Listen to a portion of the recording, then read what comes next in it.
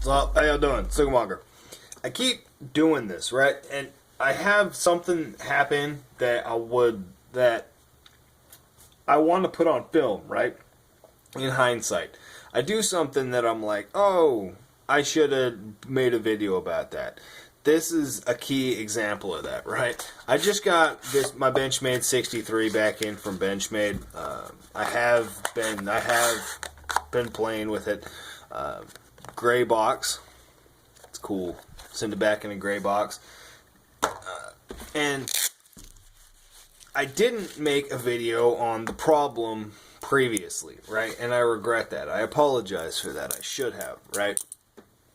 But the actual problem, what it was, right, was the latch was actually connecting with the blade. It was actually intersecting just a tiny bit, just like, it was less than 1/4 of a millimeter. I mean, it was almost nothing, but it was enough to catch the blade and stall it when I was flipping it.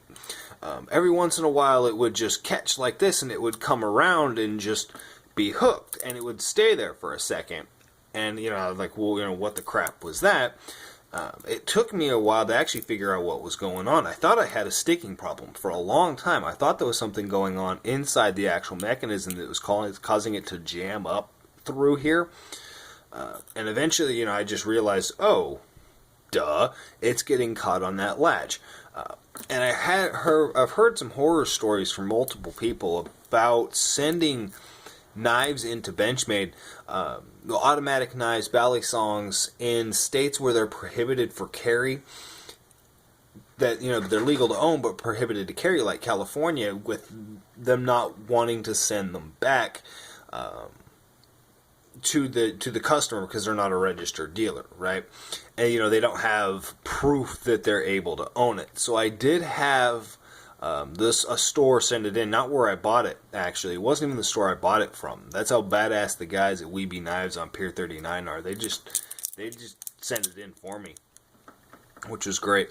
But I got it back 17 days. It was out 17 days, which isn't actually too bad. What they did, you can tell, is the grind on the blade there, the swedge grind, used to actually meet on this side. It used to meet up with the tip.